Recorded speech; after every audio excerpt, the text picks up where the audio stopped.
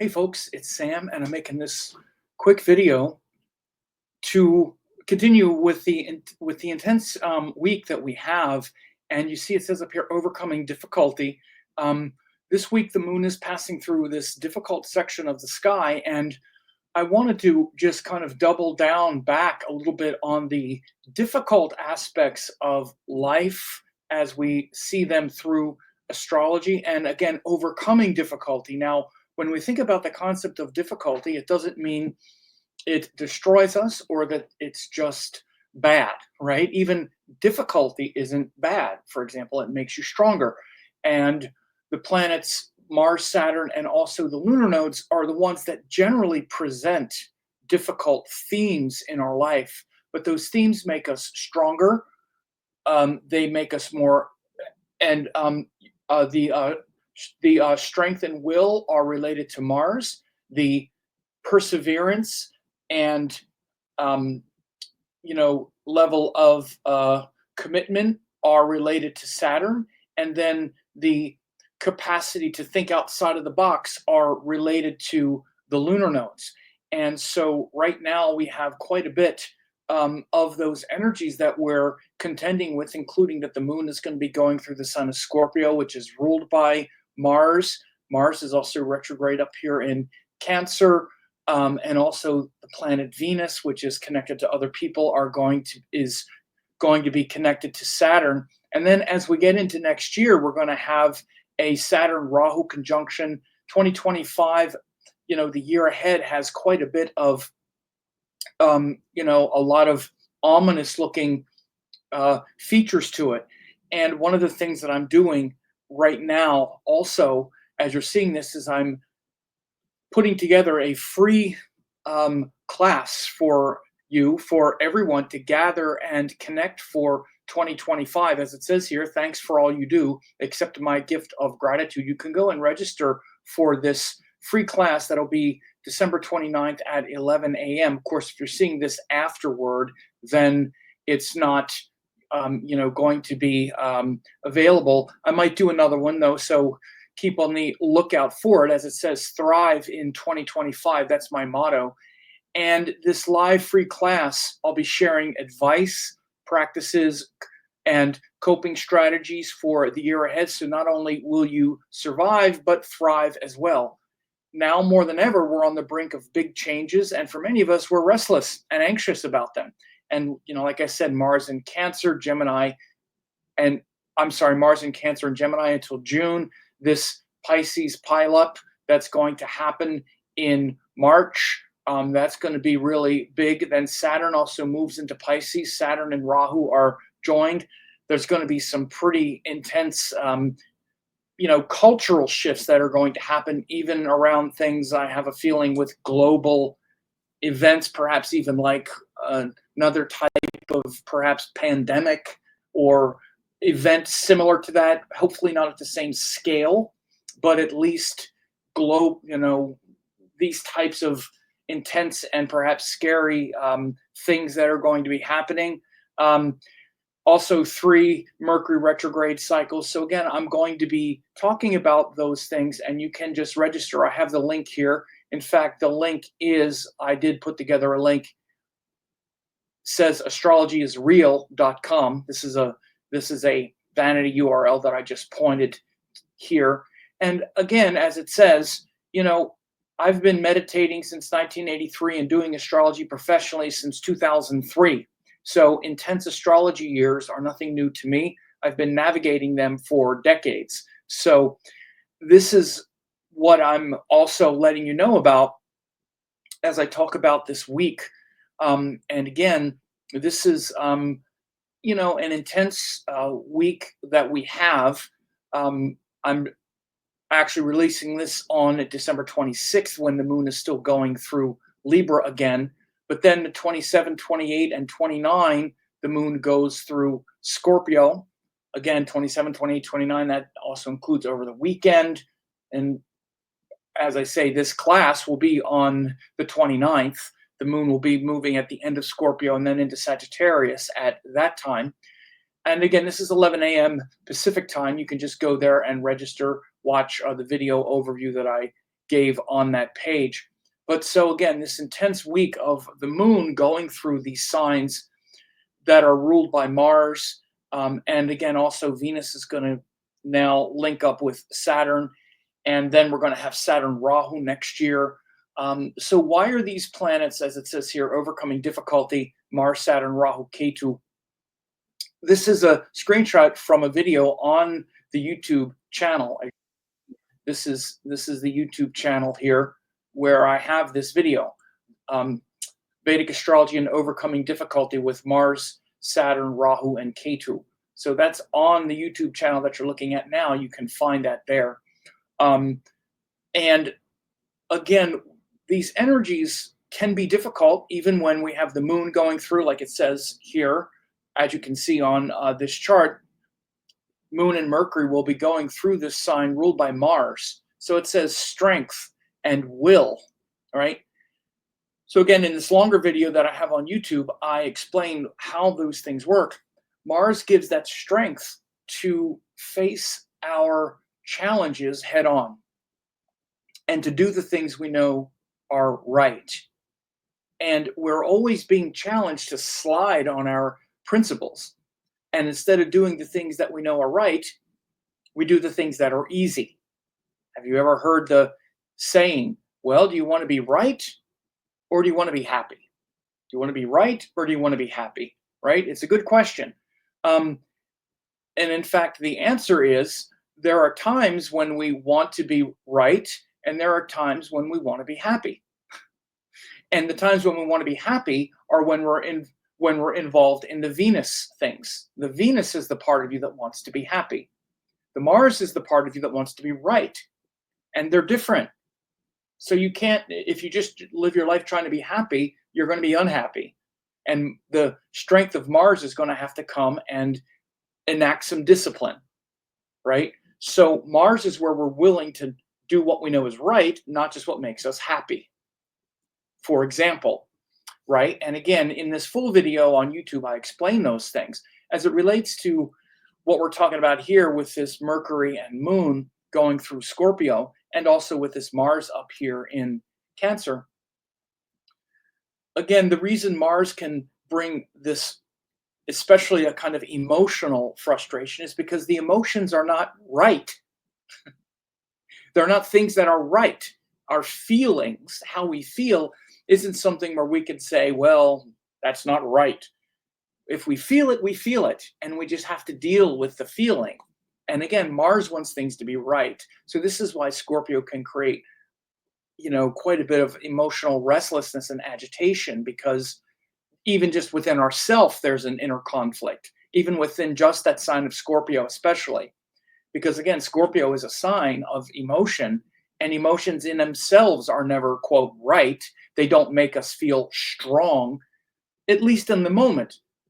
But they do bring emotional strength and resilience, which is the power of Scorpio. Is ultimately there is strength when we go inward, and so it can build emotional strength and emotional resilience. But in the process, it can be emotional frustration.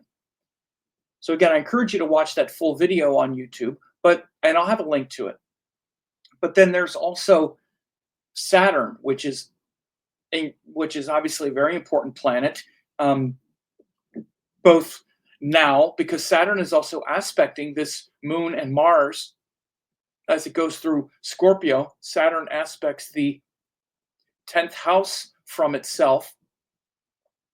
So Saturn brings this, as it says, time and pressure. Saturn is where we feel that pressure of time, where we know we only have so much time. We only have so much time, and we need to not waste it. And again, we feel the pressure of time. You feel the pressure. You gotta, and in fact, that even includes the pressure to do what's right. This is how Saturn and Mars, in fact, eventually they wind up when they interact with each other. Saturn and Mars can create a lot of spiritual power, because again, that pressure to do what's right brings together what's called spiritual sadhana, or practice. So it's not just that you do what's right now and today, but you do it for a long time. This is what Saturn does. He gives this commitment, this focus, because time's a wasting. I don't have forever. I'm not going to be around forever. And so Saturn is the lessons that we've learned over time. As time has unfolded, we've learned, okay, that's why the older we get, the more Saturn becomes very important, because now we have more experience. And especially once we reach an age where we have more tomorrows than yesterdays, which I'm at that age now, I have more behind me than I have ahead of me. You start not being so willing to waste time as easily. When you're younger, you're like, I have plenty of time. And you're like, I don't have as much time anymore. So Saturn brings the pressure, but that gives us that doesn't feel good. It's not like, oh, I have forever, or I'm like a child. Again, this is what Saturn does, is it makes us mature. So again, Saturn's influence on Venus can also be kind of like make us focus and concentrate and not just waste time, for example, like in relationships. Saturn's influence on Venus and Mercury, for example, are actually quite favorable, because Venus and Mercury are both planetary energies in you that want to just enjoy life and have fun, right? And just enjoy. And Saturn's like, okay, you can enjoy, but you don't have forever. So don't just enjoy and indulge forever, because you don't have forever. And so again, this is why things like, you know, this is why things like Mercury retrograde cycles and other types of situations like we just had here, where Mercury was retrograde in Scorpio. Again, it's in this sign where there's that will and that force of Mars trying to get to what's right, and Mercury's trying to get that story right. Instead of just kind of play around, particularly with a kind of dark story, we want to get the story right. So even now we're feeling the consequences and the pressure of that Mercury in Scorpio. Because again, Mercury's been retrograde, or I'm sorry, he was retrograde in Scorpio. Now he's moving forward. So things that you communicated, or situations that you, or realizations that you came to while Mercury was retrograde in Scorpio, now that he's moving forward again, what type of things have you communicated? Well, Saturn is now bringing the pressure to bear on that. So and he's going to be, bringing the pressure on Venus. And again, it's to not waste time.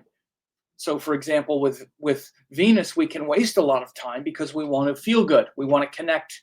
Venus wants connection. Mars wants distinction. Like we said earlier, you can be happy or you can be right. The Mars part of you wants to be right. And again, but what is it that we need to be right about? We need to be right about the things that we won't compromise on. Everything else, we can try to be happy. There are certain things that we won't compromise on. Let's use, for example, like in relationships or whatever. I use the example of things like, like I stopped drinking a long time ago, decades now. I haven't drank or done drugs or anything like that. And it's kind of like a no compromise thing for me.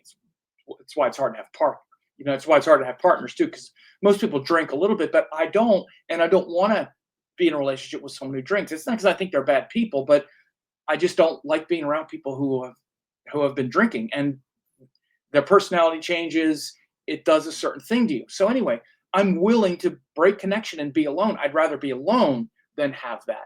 But it's not always easy, because there might be someone that I really like, who I'm very attracted to, and I'm like, oh, it's no big deal. I can do that. And again, it is no big deal. It's not like they're a bad person, a terrible person, but I'd rather be right about this. Or I'm sorry, I would rather be alone and be right about this. It's not to be right like they're wrong, but it's right for me. That's the way to put it. Then be happy in the moment. Because I could be happy in the moment with the person, all the while knowing that this is not leading where I want it to lead. So again, what that means is that because eventually it's going to, what you might say, peter out, because it's not going to pay off eventually, because eventually someone who is, getting high or doing that is not going to work out for me. So rather than be happy in the moment, I'd rather be right in the long term. So again, as you get older, it's easier to do that. When you're younger, it's much harder to do that. Because the easiest way to be happy is to just agree with everything other people want. It's the easiest way to be happy. We all know how to be happy. Just say yes to everything, particularly with other people. And that's what Venus is very good at. But Mars is where we have to have the strength and the will to say, I'd rather be right than happy about this particular thing. Now, again, if it's all we ever are is right, right, right about everything, and we have to make people wrong for their opinions or their ideas or their beliefs, that's too much. Then Mars is going too far. If everything I think is absolutely right and there's no way to consider what anyone else thinks, or I can't listen to other people's perspective, well, that's too far. Then the person, and by the way, this is what can happen when people have a lot of planets in Mars ruled signs, or Mars is too influential. Then the person is always trying to win every battle. And again, this is a way of saying they always have to be, quote, right. And even if you try to agree with them and say, okay, you're right about this, but that doesn't mean I'm wrong. You can be right, but that doesn't mean I'm wrong. You're right about how you feel, but that doesn't mean I'm wrong about how I feel. And again, this kind of nuance is what Mercury is about. It's what Venus is about. So, but the benefit of that Mars is to put into practice the things that give us strength, like doing what we know is right. So again, when we have Mars in line, he's doing the things we know are right, which is doing our practices, doing the things that we know are right, and not having to interfere with other people and what they're doing, because that's what happens when Mars gets too far. For example, then he starts saying to everybody else what's right and wrong. So again, and with Saturn, it's about these limitations that we bring.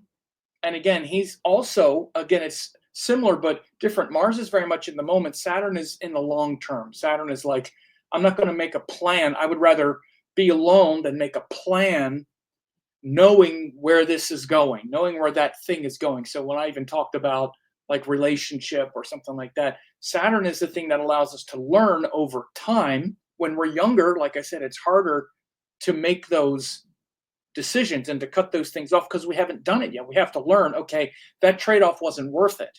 I tried to compromise with that thing, but I know I can't compromise on that thing. I can compromise on almost anything else. But I can't compromise on that. It's going to eventually not work out. And we only get that through experience. And that's what Saturn is. Saturn is just life experience and what it teaches us.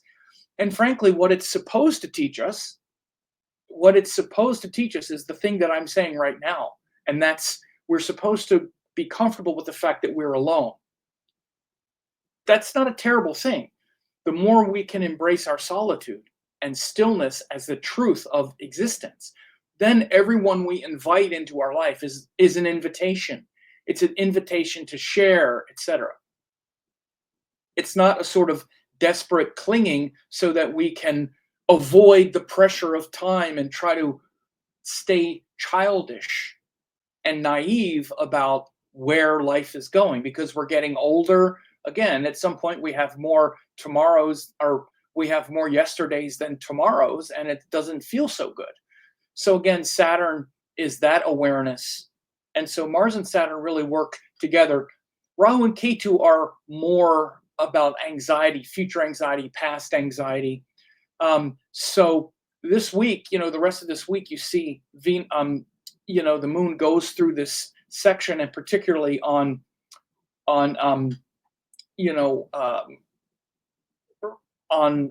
Friday, Saturday, and halfway into Sunday, Mars will be in Scorpio, joined Mercury, and again, Saturn is aspecting. But then you can see where the planets are going. As Saturn continues into next year and Rahu goes backwards, we're going to have all of these eclipses. And if I go to this Well, this is where I was doing the 30-minute overcoming difficulty assessments. I'll drop a link in there. But when you see this free class, again, go here and register. Just, give your name and information. Sign up for it because it's going to be a live class. This isn't one of those things where it's like, oh, I'll just watch the video. Everything is not a video online. Some things, this is a participation where you can hang out with me, you can hang out with each other, you can chat with each other and whatnot. I'm going to be teaching a class. I'm going to be talking about the upcoming year, and again, share, highlights, the 2025 highlights, things like this of these important shifts. You've probably seen this. I'm going to be going through these things, and I'm going to be contextualizing them a little bit more because I've been doing a lot of these readings. Many of you have gotten the 2025 Vedic Astrology forecasts. Well, I've been doing all of those readings, and I'm talking about 2025 a lot in this year ahead. And so I'm going to be giving some snapshot overviews of these things in a larger context. So I'll share 2025 highlights, stories, spiritual remedies, meditations, other general concepts that I know will help you. For example, when Saturn, Rahu come together at the end of March and then into the next year. Again, they'll be together for a couple months. What is the real spiritual potential and power of Saturn in Pisces? What is that going to show? How's that going to show up, let's say, culturally, for example? And what is the promise for you? And by the way, it's also important to understand this for your sign. If you haven't gotten my personal forecast yet, go ahead and get that for your sign. But these things are very important. And as it says, urgent times, we need to relax and focus. Now more than ever, we feel on the brink of major changes. And for many of us, we're feeling restless and anxious about it. So again, this will be a live free class where I'll be sharing advice, practices, coping strategies for the year ahead. So you'll not only survive in the year, but thrive as well. And again, I put here my deepest thanks. This is obviously happening on Christmas and whatnot. I'm really grateful that students and people like you are interested enough in my work to invest in my courses, forecasts. So again, considering where I started in my life, I don't talk about it that much, but I come from the child of divorced parents, coming up really with no good examples to follow, no college education, no generational wealth or advantages. I got no help. Still surprised that I've been able to make a living successfully helping people and sharing these teachings that I care about. So I'm eternally thankful to people like you. And so, this is why I make these videos and invite people to connect. So again, see what's ahead in 2025. These are the shifts that we'll be talking through. And I think you'll really get a lot out of it. I'm looking forward to doing it. It's going to be much more informal. Again, it'll be a class, so to speak. It'll be more of a discussion. I'll also invite people to ask questions, and you all can, interact with each other. But it's mostly to just kind of gather, like it says here, gather and connect for 2025. Gather and connect because it's a big year ahead. As you see, these planets are moving. This Mars is going to be going back and forth between these two signs until June. So wherever those signs are, that started at the end of August, right? Again, we're going to have all these planets are going to move up here and have a big pile up here in March of all these planets in Pisces, including eclipses. Then Saturn is going to move into Pisces. Saturn Rahu will be joined for a couple of months. Jupiter's going to move and he'll wind up going in Gemini. Then we'll have Mercury retrograde cycles throughout the year. We're going to have an eclipse later in the year. So again, a lot ahead. And again, it sounds like a lot like, oh, what does it all mean? Again, this ain't my first rodeo or my 10th rodeo. It's like my 20th rodeo. I've been doing this a long time. And I think it'll really help you to just, again, turn down the stress level about 1,000 notches if you're feeling stressed. And again, maybe you're not feeling stressed and you have this idea of like, well, it'll all kind of work out. Yeah, I mean, that's better than being stressed, but it's also one of those things where, yeah, it'll all work out is also just kind of there's a bit of avoidance. So we're not going to avoid it. We're not going to get freaked out about it either. We're just going to show up, look at it, um, and see it for what it is, and then have a good conversation about it. So just follow that link there, and the link says, it'll say astrology is real, or it'll be the other just direct link, not the forwarded link. And we'll see you on Sunday, December 29th for the upcoming year. Thanks for watching. Don't forget to like, comment, share, and subscribe to the channel.